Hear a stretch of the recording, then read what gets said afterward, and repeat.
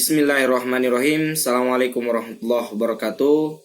Perkenalkan, nama saya Muhammad Rian Haris dari jurusan Hukum Tata Negara semester 5. Di sini saya akan membahas mengenai sistem partai politik yang dibagi menjadi beberapa rezim. Nah, pada pemfokusan ini saya akan membahas mengenai rezim Orde Baru. Sebelum kita melangkah kepada bagaimana sistem partai politik pada masa rezim Orde Baru, alangkah baiknya kita terlebih dahulu mengetahui apa itu rezim Orde Baru. Nah, rezim Orde Baru merupakan sebuah istilah yang digunakan untuk memisahkan antara kekuasaan masa Soekarno atau Orde Lama dengan masa Soeharto, sebagai masa yang menandai sebuah masa baru setelah pemberontakan gerakan 30 September tahun 1965. Jadi, istilah Orde Baru ini adalah istilah yang digunakan untuk memisahkan kekuasaan antara Presiden Soekarno atau presiden pertama kita dengan Presiden Soeharto. Nah, Orde ini juga ditandai setelah pemberontakan G30 SPKI yang telah banyak kita ketahui bagaimana peristiwanya. Kemudian Orde Baru ini lahir sebagai upaya untuk mengoreksi total penyimpangan yang dilakukan pada masa Orde Lama. Jadi, tujuan didirikannya rezim Orde Baru ini adalah untuk memperbaiki hal-hal yang dianggap tidak pantas di masa rezim Orde Lama. Nah, pada periode ini merupakan masa pemerintahan yang dikepalai oleh Presiden Soeharto dengan Orde Barunya. Sebutan Orde Baru merupakan kritik terhadap periode sebelumnya, yaitu Orde Lama. Orde Baru sebagaimana dinyatakan oleh pendukungnya adalah upaya untuk meluruskan kembali penyelewengan terhadap Undang-Undang Dasar 1945 yang terjadi pada masa demokrasi terpimpin. Karena akan tetapi semua itu hanya retorika politik belaka. Pada praktek kenegaraan dan kepemerintahannya, sang penguasa Orde Baru bertindak jauh daripada prinsip-prinsip demokrasi. Dan pada masa Orde ini, kekuatan ABRI sangat dominan peranannya dalam birokratisasi dan desentralisasi pengambilan keputusan. Nah, bahkan sampai pemerintah ikut campur dalam urusan partai politik dan publik. Nah, setelah kita mengetahui bahwa bagaimana rezim Orde Baru itu dan apa yang menyebabkan rezim Orde Baru ini timbul, selanjutnya kita akan mengetahui bagaimana sistem partai politik pada masa Orde Baru ini. Nah, yang pertama, berbagai kelompok dijadikan satu. Sistem kepartian yang berkembang di era ini seolah serupa dengan yang terjadi di era demokrasi liberal. Namun di era ini, pemerintah melibatkan diri dalam politik dengan terbentuknya Golkar.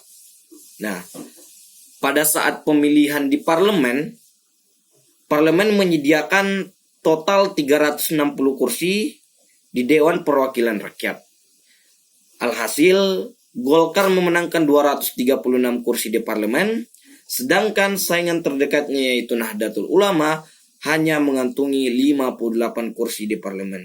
Nah, hal ini sudah lebih dari cukup untuk meloloskan aneka rancangan undang-undang yang dikeluarkan oleh partai politik.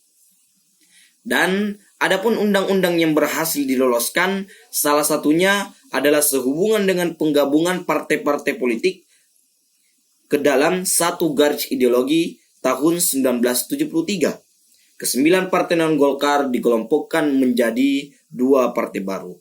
Pertama, Partai Persatuan Pembangunan atau yang biasa disebut dengan P3 yang terdiri atas partai-partai yang berasaskan Islam seperti Nahdlatul Ulama, Parmusi, PSII, dan lain-lain sebagainya. Kemudian partai yang kedua yaitu Partai Demokrasi Indonesia atau yang biasa disebut dengan PDI yang merupakan gabungan daripada partai yang berasaskan nasionalisme dan agama non-Islam seperti PNI, Parkindo, Partai Katolik, dan lain-lain sebagainya. Sehingga pada pemilu tahun 1977 hanya diikuti oleh 3 partai, yaitu Golkar, P3, dan PDI. Nah, kemudian pada pembahasan selanjutnya mengenai partai-partai politik yang ada pada Orde Baru, sebagaimana yang telah saya jelaskan di atas, bahwasanya jumlah partai pada pemilihan umum di Indonesia sebelum tahun 1977 adalah menganut sistem multipartai atau banyak partai. Namun, setelah keluarnya keputusan undang-undang yang berkenaan tentang penggabungan partai politik selain Golkar, hal ini memangkas dari banyaknya partai-partai yang ada menjadi hanya 3 partai. Yang pertama adalah Golkar dengan berdiri sendiri, kemudian yang kedua adalah P3, kemudian yang terakhir adalah Partai Demokrasi Indonesia. Nah, kemudian pada pembahasan selanjutnya lagi, bahwasanya Partai Golkar ini mendominasi pada rezim Soeharto. Nah, pada kompetisi untuk merebutkan kekuasaan merupakan sebuah hal yang lumrah di kalangan pemerintah, terlebih lagi pada partai politik, untuk memperebutkan suara terbanyak. Nah, hal yang lumrah juga di dalam kontestasi perpolitikan yang ada di Indonesia, pasang surut suara sudah menjadi hal yang biasa di kalangan partai politik.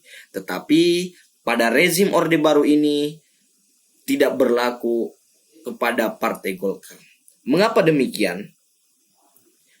Karena dewan pimpinan dari partai ini tidak hanya mampu mempengaruhi anggota dan masyarakat untuk memperoleh suara terbanyak pada pemilihan, bahkan sampai-sampai segenap aparatur negara yang terikat PNS dan ABRI pun juga berhasil dipengaruhinya.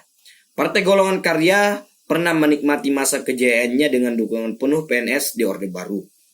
Apalagi dengan ditetapkannya Undang-Undang Nomor 8 Tahun 1974 yang mewajibkan PNS untuk loyal kepada pimpinan serta partai politik pendukungnya. Ketika itu, dukungan penuh PNS terhadap Golkar merupakan sebuah dukungan yang sangat besar, sehingga tak heran kalau Golkar bisa berjaya hingga belasan tahun lamanya yang berakhir pada pemilihan umum tahun 1998.